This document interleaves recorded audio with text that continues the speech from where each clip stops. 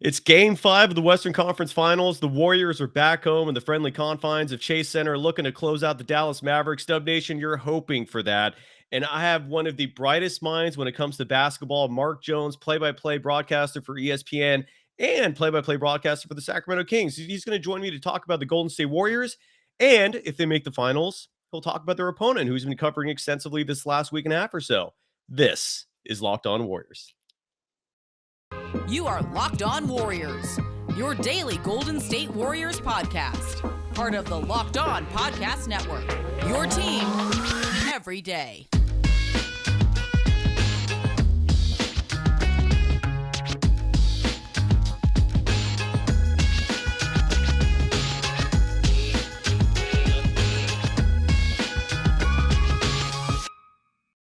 Thank you for making Locked On Warriors your first listen every day. We are free and available wherever you get podcasts. You can follow Mark Jones on Twitter at MarkJonesESPN.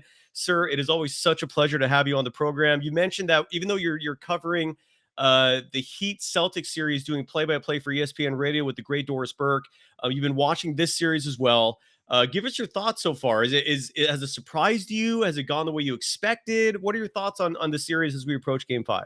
Yeah, I'm kind of thinking that this is going to chalk the way that I thought it might. I figured Dallas would be able to get a game somewhere along the line because, when you get to this point, you've proven that you're one of the elite teams in the NBA. But it's the gentleman's sweep, I think, coming up a little bit later, winning in 5 games. The thing that really, Cyrus, jumps off the page for me in this series is just how well Mike Brown has schemed defensively for Dallas, throwing a bunch of different looks at the Mavericks, being able to slow Luka down. I mean, you can point to the fact, yeah, he had 40 in the last game or whatever, but those were all empty calories as far as I'm concerned. They were not 40 impactful points. I think you look, as absurd as that sounds, I think if you look at the job that Andrew Wiggins has done, that's another one of the major storylines for me. His length, his ability to play on the ground, stay on the ground, move his feet, stay in front of Luka, and make Luka think. You can see Luka Doncic thinking out there. You can feel him thinking out there. That's not something that he's used to doing. He's used to being so wonderfully instinctive, and I think that, for me, is really one of the amazing storylines of the series so far. And as you mentioned, those empty points from Luka, to me, points matter if you win. If you don't win, just like you said, they're empty.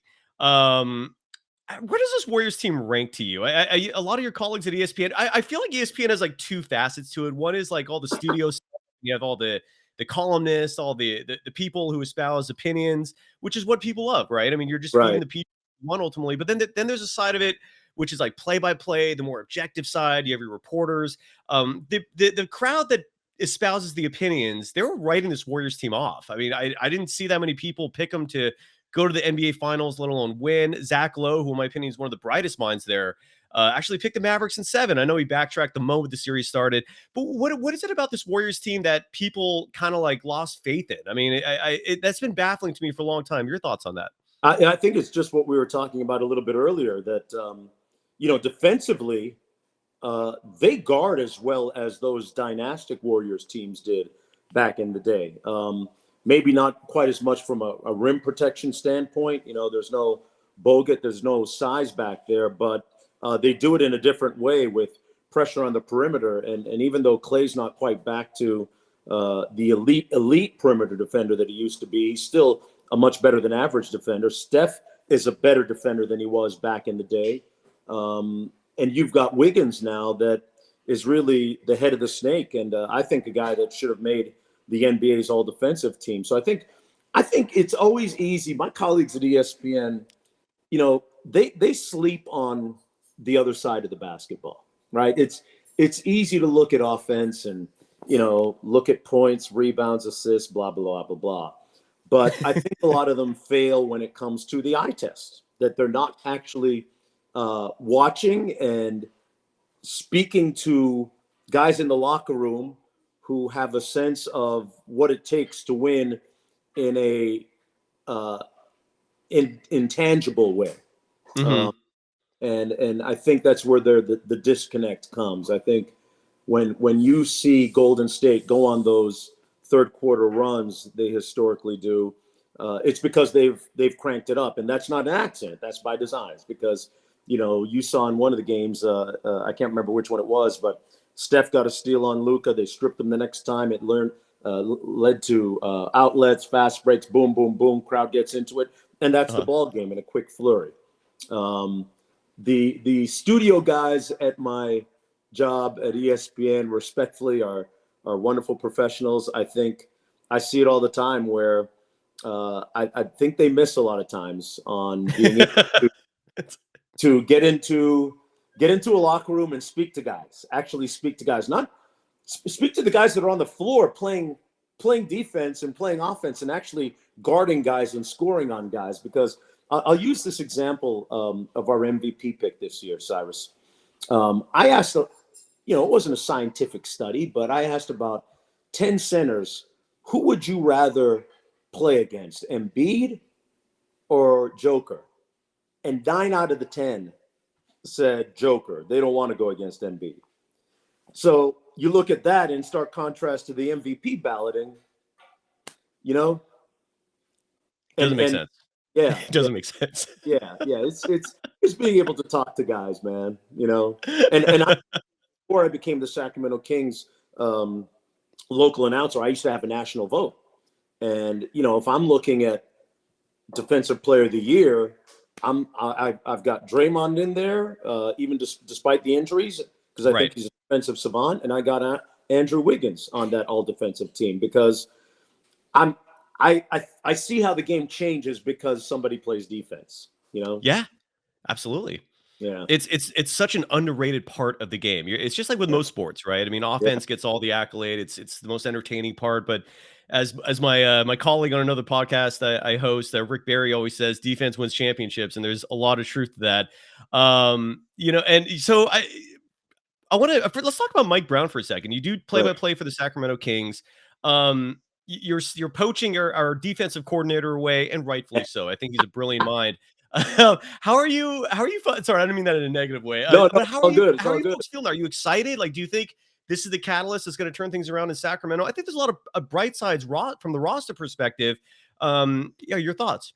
Yeah, I think Mike's going to do a fantastic job in Sacramento. I've known Mike going back to his time in Cleveland when he took a team. Now, if you want to look at like a great coaching job, think about Mike Brown back in 2007 taking a team with a 22-year-old LeBron James to the NBA Finals. Incredible. That team had Zydrunas Ilgauskas, Drew Gooden, Boobie Gibson, and Sasha Pavlovich.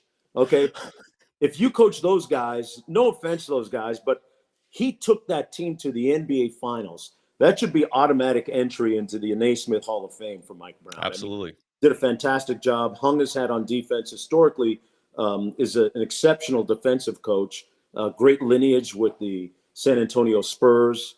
Did a great job with Cleveland, that team I talked about. And I think that, Mike has really evolved in an offensive way, too, with his years with the Golden State Warriors. So, when you look at him being able to coach De'Aaron Fox, who's yet to become an all-star, who could become an all-star under Mike Brown, Domas Sabonis, who's a 2-time NBA all-star. Mm-hmm. Mike can sit down with those guys and say, hey, listen, this is how I did it with Steph and Clay and Draymond.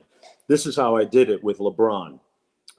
This is how I did it when I was with the Lakers and Kobe. So, that kind of cachet, I always say you can't fool dogs and NBA players, man. They just sniff out things that are inauthentic. You know what I mean? Yes.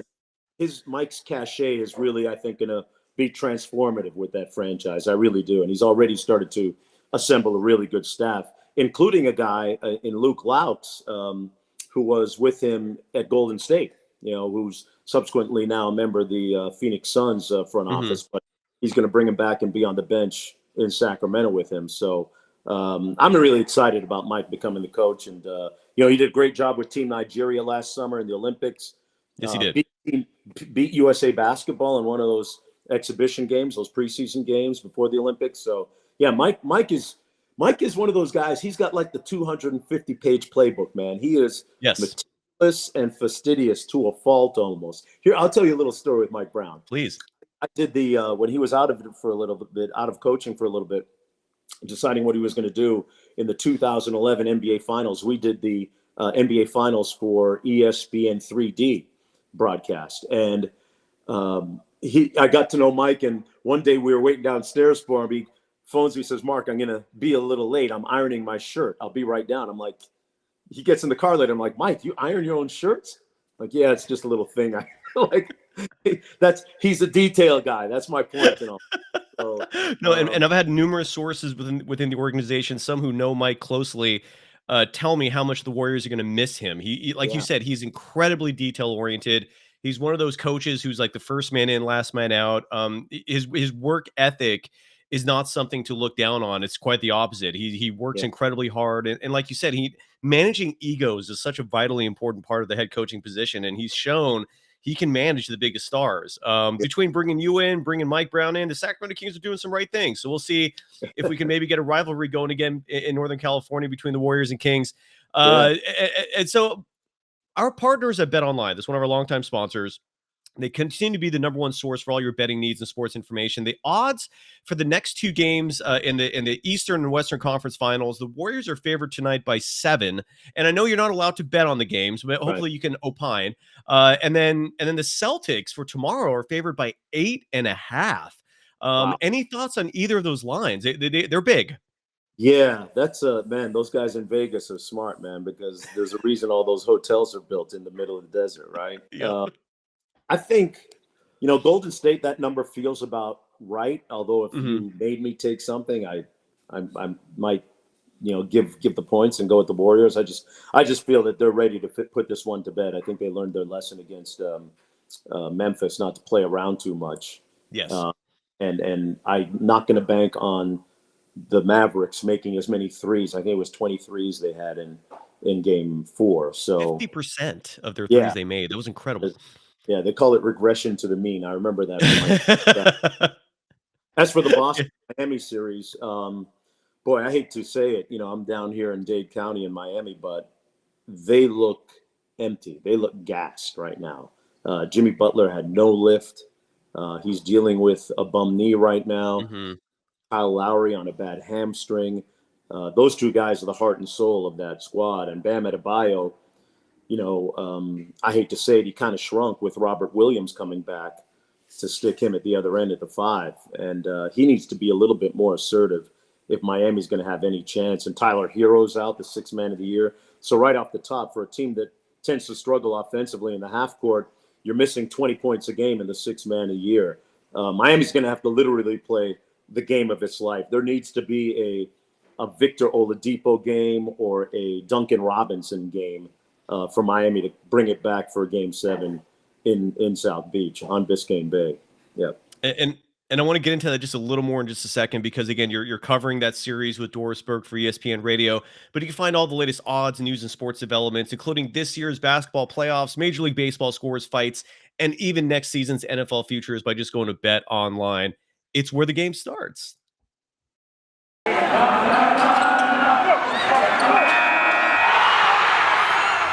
are Locked On Warriors, your daily Golden State Warriors podcast. Part of the Locked On Podcast Network, your team every day.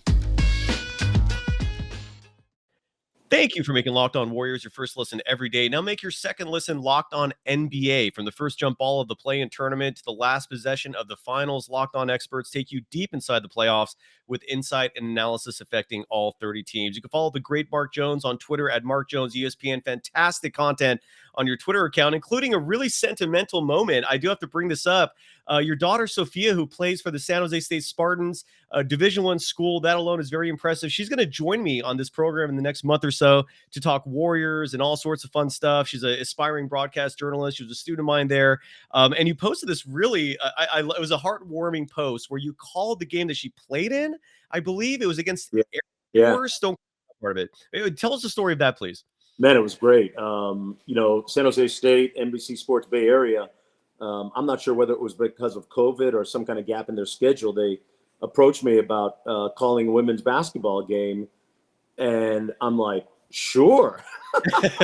So, the chance to broadcast my daughter's college game is really, for me, is going to sound, it's right up there with being able to call NBA finals, NCAA Final Fours, college football national championships, big bowl games, New Year's Six games. It was right up there, and it was an out of body experience. I'm grateful to ESPN to give me a release permission for one game to call that. They got a heart. They made the exception and let me do that, and it was. She drove into the lane in the second half in the third quarter and put up a little floater. I said, Sophia Jones with the floater, got it. And the minute it went through the basket and I heard myself say, it was kind of like an out-of-body experience. I looked over at Mark Spears, who was calling the game with me, and I took off my headset. I'm like, did that just happen? Wow.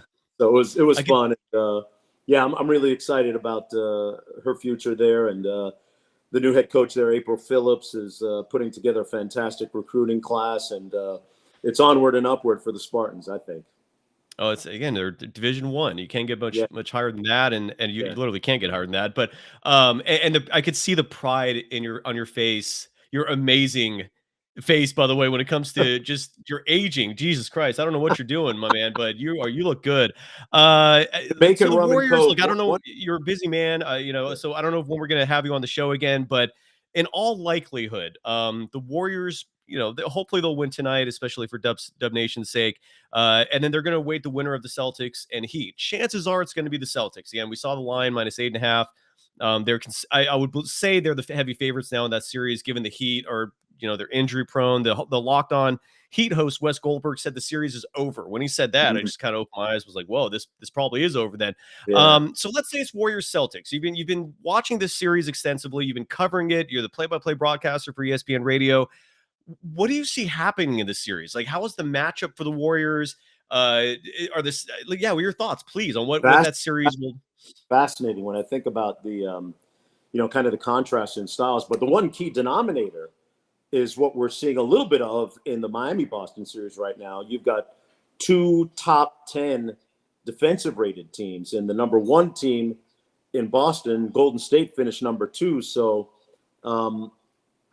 I would expect that it's not going to look like the Eastern Conference Finals, but if it's Boston and Golden State, it'll be a game in the low 100s, just because both teams are so exceptional at the defensive end. And, Boston is the switchingest team in the NBA, so they present special problems for other offenses, but not quite as much, I think, for Golden State in terms of the style with, Golden State plays a little bit more randomly and, the constant motion, and they run their splits off the elbows and they slip screens, back doors. Those are classic ways to defeat heavy switching defenses like the Boston Celtics play. At the other end, Tatum and Brown are maybe the most dynamic wing combo in the NBA. And Jaylen Brown showed in Game 5 last night that, man, when he gets it going, he can take a game over. He already had a 40-piece in the series, and he had a big third quarter last night. Had that real emphatic dunk, which really kind of took the air out of the building. Between he and Tatum, that's going to be a handful for the Warriors. I'm sure that, we may see a little bit of zone out of Mike Brown and Steve Kerr from them, like we're seeing in the series against Dallas right now. So if you made me pick, I'd probably say Warriors in 6 or 7 in that one, because they've just got championship experience when you look at the core of the Warriors team. And Jason Tatum, 23, 24 years old, Brown, 25 years old, young, on the come up, yet still very talented though. What did they? I know you got to run here. Thank you so much for taking the time today. You're about to literally go to Boston for Game 6. In your opinion, what did Miami do right in their 2 wins? Because those are very convincing wins. What did the Heat do that the Warriors could potentially replicate? Wow, Miami won the third quarter of Game 1 and the first quarter of Game 3, and the margin was so large they just ran away and hid. They did it by playing with a lot of force. You could see it, you could feel it on the floor. They were really up and into Boston. they made Boston feel them. Ime Udoka was telling me even in our pregame meeting with them last night that Miami, they're on your arms, they're into your chest. You actually feel their presence. And if Golden State can replicate that, they can have some success because, the one Achilles heel with Tatum and Brown right now that you see is they can be very turnover prone at times. They'll throw that ball all around the yard. Especially, Jalen has had Tatum has had some turnover issues in this series, and Jalen's handle at times gets a little bit loose. So if Golden State can get up into them, they might be able to get some of the benefits that Miami's gotten out of them in this series. There you go. And if that's what it ends up being, which is the likelihood of Warriors Celtics, that should be a hell of a series. Yeah. Mark, I cannot thank you enough. Any advice for anything I should ask your daughter when she comes on with me next month? Any tips? Ask her the best way an offense beats a switching defense. I want to hear what she has. Because I was texting her during the game last night, her and her boyfriend, who plays at Illinois State and Seneca Knight. And I was asking them, what do you guys see? How do you attack a switch? How do you beat a switch? And it's always nice to get a kind of a third-party view of stuff when you're so ensconced in the game. So during commercial breaks, I'd look at their things, kind of checking the basketball IQ a little bit. So anything that puts her basketball IQ at work, Cyrus, is a good question. Deal. I'm looking forward to that. And it's always such a pleasure having you on, Mark. Safe travels. For people listening, again, Mark Jones and Doris Burke will be calling Game 6 of the Celtics and the Heat. And Mark, you call the Sacramento Kings, all 82 games. Can't thank you enough. You can follow Mark Jones on Twitter or Mark Jones ESPN. Anything else you'd like to promote before we bid adieu? Man, just peace and love, man. Everybody stay safe and enjoy the NBA Finals and the playoffs. All right. Thank you. Sounds good, Thanks Mark. for having me. Cyrus, you do a great job, man. Thanks for having me. Let's do it again soon. Please. Always a pleasure. Anytime, Mark. Thank you so much. Have a great day. And Bye. that is the great Mark Jones. I cannot be thankful. I can't express enough gratitude. Nothing I say is going to be enough to express just how thankful I am that Mark joins me on this program. He is a professional's professional. There's nothing bad I could ever say about the man. Just fantastic. One final segment here to wrap things up. First, want to give some love to our longtime sponsor, Built Bar. And this one's something I'm actually genuinely really excited about. And those are the Built granola bars. Built granola bars come in 3 unbelievable flavors: chocolate peanut butter, chocolate coconut, and white chocolate berry. And you can get a mixed box in case you're uncertain of which flavor you like the most. I've been waiting for Built granola bars, and I never actually expressed it. This was just in my noggin. But the fact that they made it tells me that they've got some foresight at that organization there. And Built granola bars are just obviously different from Built bars and puffs. Built granola bars are loaded with granola. It's the perfect combination of crunch and chewiness. But just like bars and puffs, these babies are packed with protein and covered in 100% real chocolate with 150 calories, 15 grams of protein, and only 4 grams of sugar. That's the best part about these, folks. Low sugar, which is a toxin for your body. Built granola bars will change your world. So go try some today. Go to built.com, use the promo code LOCK15 and get 15% off your order. Use the promo code LOCK15 for 15% off at built.com.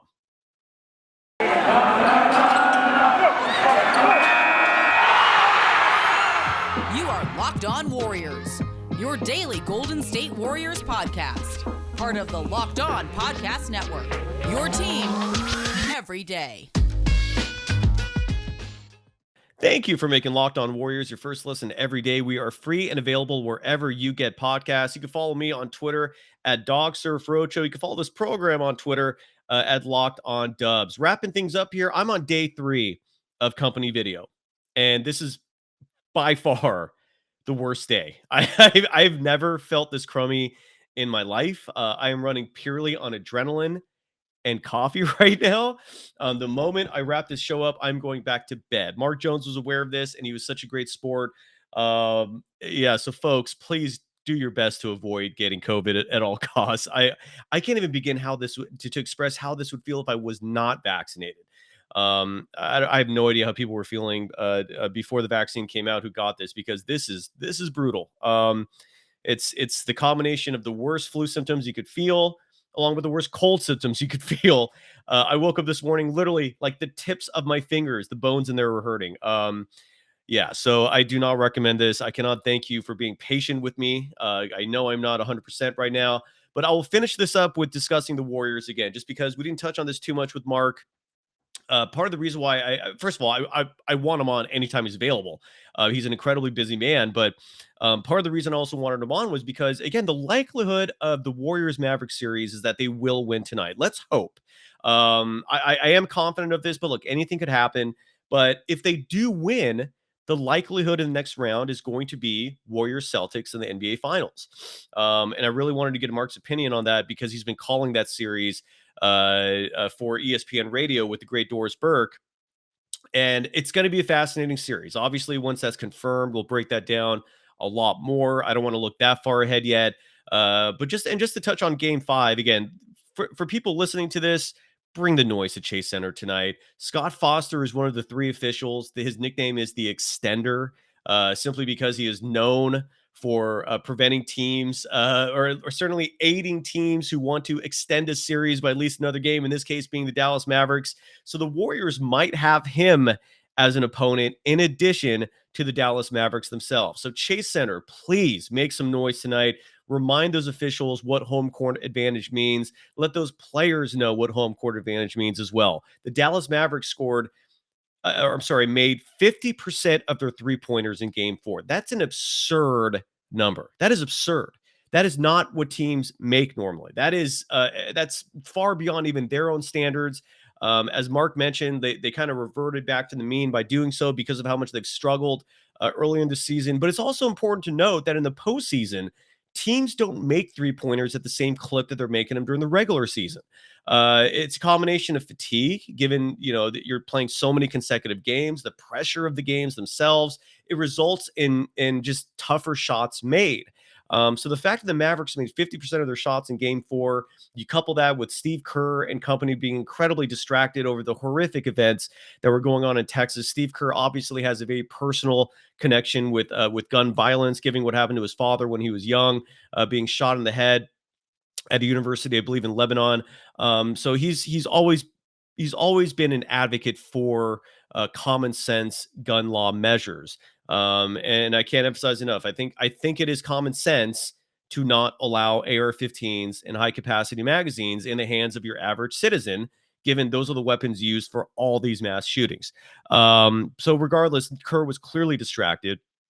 The team, the Warriors are at a position where it's almost like they instinctually know how much energy they can exert without compromising themselves in the long run. So in that game 4, we didn't see heavy minutes from the starters. Kerr brought them back at the end, but still their minutes were low. Draymond Green, I believe, was in the 25, 26-minute range. Stephen Klang and Wiggins were in the 30, 31-minute range. These are well below what their playoff averages are. So hopefully in game 5 tonight, they will be rested and ready to go. But also consider this show, again, as a potential precursor to the Warriors-Celtics NBA Finals matchup, which should be a doozy. Given, again, Mark's expertise, not just in that, but just in basketball in general. And I cannot, again, give Mark Jones enough love. He's a bright individual. Maybe next time I bring him on, we'll have more time to cover topics more extensively, just because I love to pick his brain. He's a very bright human being. So yeah, but for tonight, again, I do think the Warriors will win. I don't know if they'll cover the spread, given this series has had such similar vibes to the first round matchup against the Nuggets, which in case you folks forget, in game 5, that was not a blowout. They kind of squeaked that game out. And no matter how much experience any team has, a closeout game is the hardest to win. Players will routinely say that for good reason. It is just not easy to send another team home, especially when they're a bunch of tryhards like these Dallas Mavericks are, or the Nuggets were for that matter. So the Warriors are going to have to give it. Again, I don't know if it's going to be a blowout, but it might be a close game. But I am confident in saying the Warriors will win, and let's hope it happens, because I don't think anyone wants to see the Warriors go back to Dallas for Game 6, and God forbid Game 7 with Luka. We saw what happened with the Suns there. I know the Warriors are much better than the Suns, but Game 7's anything could happen. I do not want the Warriors leaving it to a one-game scenario. I think that's the last thing anyone wants. If you're affiliated with Dub Nation, you just love the Warriors, you're a part of the organization. So go Warriors. Let's, I hope they win. I'm sure if you're watching this, you probably are hoping they win too. And if not, let's hope for a good game at a minimum. But I do think the Warriors will take care of business tonight at Chase Center. On tomorrow's show, Kylan Mills will join me to recap Game 5, and hopefully we'll start talking about the NBA Finals. And if we have to talk about Game 6 tomorrow, so be it. But I'm not anticipating that, and let's hope that doesn't happen. So thank you, everyone. Hope everyone's doing great out there. Again, you can follow me on Twitter. Cyrus Saatsaz is my name. My Twitter account is @DogSurfRoadshow. And you can follow the show on Twitter @LockedOnDubs. Thanks again to Mark Jones for coming on the program. Thanks to all of you for watching and listening. And we'll be back tomorrow. Thank you.